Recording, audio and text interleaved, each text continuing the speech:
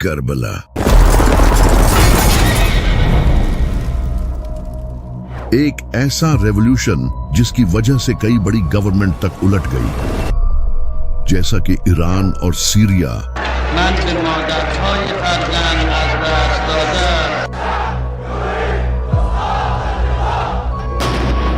لیکن آخر کربلا ہوئی کیسے اور کس طرح امام حسین کی شہادت سے یہ ریولوشن سٹارٹ ہوا، تو چلے جانتے ہیں۔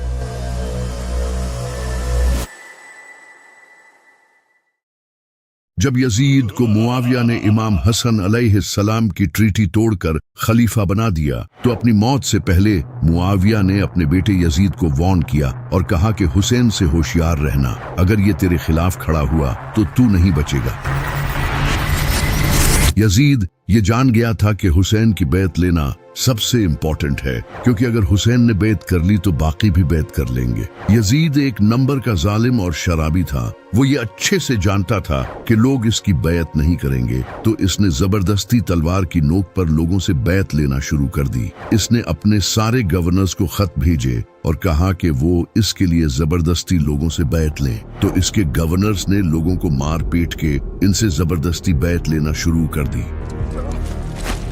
تبھی مدینہ کا گورنر ولید بن عتبہ نے امام حسین علیہ السلام کو رات کے وقت سیکریٹلی بلایا اور کہا کہ وہ یزید کی بیعت کر لیں، لیکن امام حسین علیہ السلام نے کہا کہ میں کبھی بھی یزید کی بیعت نہیں کروں گا۔ یہ کہہ کر امام حسین اسی رات اپنی فیملی کو لے کر مکہ چلے گئے، جہاں وہ کئی مہینوں تک رہے۔ جب امام حسین علیہ السلام مکہ میں تھے تو وہاں انہیں کوفے کے کئی لوگوں نے خط بھیجے اور کہا کہ ہمارا آپ کے سوائے کوئی امام نہیں، آپ ہمارے پاس آئیں، ہم آپ کا ساتھ دیں گے اور اس یزید کے خلاف لڑیں گے۔ تو امام حسین علیہ السلام نے مسلم بن عقیل کو کوفہ کی سچویشن کا جائزہ لینے کے لیے بھیجا۔ مسلم بن عقیل کوفہ پہنچے اور وہاں کے لوگوں نے ان کا اچھے سے ویلکم کیا اور 18,000 سے زیادہ لوگوں نے امام حسین کے ہاتھ پر بیعت کرنے کا وعدہ کیا۔ جب یزید کو یہ پتا چلا کہ میرے خلاف لوگ فوج کھڑی کرنے والے ہیں تو اس نے فوراً کوفہ کے گورنر نعمان بن بشیر کو ہٹا کر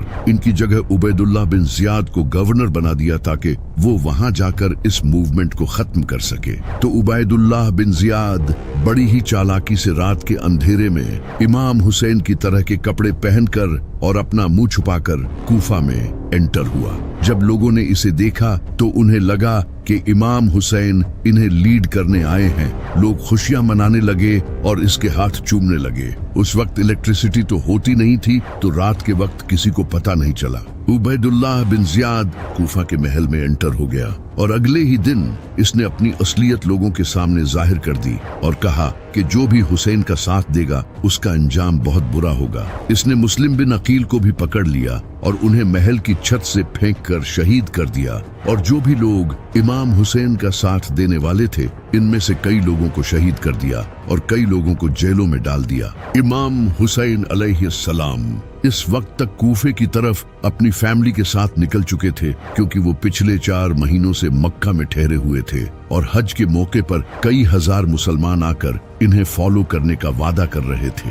یزید کو جب یہ پتا چلا تو اس نے اپنے کچھ بندے احرام کی حالت میں امام حسین علیہ السلام کو شہید کرنے کے لیے بھیجے۔ جب امام حسین کو اس کا پتا چلا کہ یزید نے انہیں مارنے کے لیے جاسوس بھیجے ہیں تو انہوں نے مکہ چھوڑنے کا فیصلہ کیا اور جانے سے پہلے خطبہ دیا اور کہا کہ جو ہمارا ساتھ دے گا وہ شہید ہوگا اور جو پیچھے رہ جائے گا وہ کبھی بھی اس عظیم کامیابی کو حاصل نہیں کر سکے گا۔ یہ کہہ کر امام حسین علیہ السلام کوفے کی طرف روانہ ہو گئے، لیکن انہیں یہ نہیں پتا تھا کہ کوفہ میں عبید اللہ بن زیاد نے قبضہ کر لیا ہے۔ ان کے کئی ساتھیوں نے انہیں وہاں جانے سے منع بھی کیا، لیکن امام حسین علیہ السلام ٹوٹل 70 سے 80 لوگوں کے ساتھ کوفہ کی طرف روانہ ہو گئے۔ وہ کسی جنگ کے لیے نہیں جا رہے تھے بلکہ اپنی فیملی کے ساتھ کوفہ کے لوگوں سے ملنے جا رہے تھے۔ یہ عظیم قافلہ ریگستان میں اپنے سفر پر روانہ تھا کہ تبھی انہیں مسلم بن عقیل کی شہادت کی خبر ملی،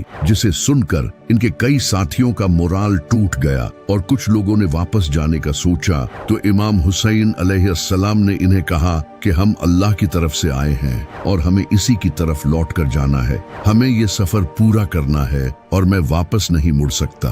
तो इसके बाद इनका काफिला वापस से कूफे की तरफ रवाना हो गया। तभी रास्ते में एक जगह जब काफिले ने क़याम किया तो इमाम हुसैन सो रहे थे। तभी उन्होंने ख्वाब में अपने नाना नबी सल्लल्लाहु अलैहि वसल्लम को देखा। आपने इमाम हुसैन अलैहिस्सलाम को फरमाया, ए हुसैन आगे बढ़ो, अल्लाह तुम्हें शहीद देखना चाहता है। तो इमाम हुसैन अलैहिस्सलाम ख्वाब से उठे और आपने अपने साथियों से ये ख्वाब शेयर किया और उन्हें कहा कि जो वापस जाना चाहते हैं वो चले जाएं, क्योंकि अब जो मेरे साथ रहेगा वो मारा जाएगा। कुछ लोग छोड़ गए लेकिन बाकी इनके साथ रहे। तो काफिला फिर से अपनी मंजिल की तरफ रवाना हो गया। तभी रास्ते में इन्हें एक और काफिला दिखाई दिया जो कि ज़ुहैर बिन कैन का काफिला था। इनकी मुलाकात इमाम हुसैन से हुई। इस मुलाकात के बाद ज़ुहैर बिन कैन ने अपनी बीवी को तलाक दे दी और कहा कि तुम बाकी सबके साथ जाओ, क्योंकि मैं अब इमाम हुसैन अलैहिस्सलाम के साथ अपनी जान दूंगा। वहीं दूसरी तरफ यजीद को यह पता चल चुका था कि इमाम हुसैन कूफा की तरफ रवाना हो चुके हैं। तो इस नापाक ने हुर बिन यजीद को 1000 के लश्कर के साथ इमाम हुसैन अलैहिस्सलाम के काफिले की तरफ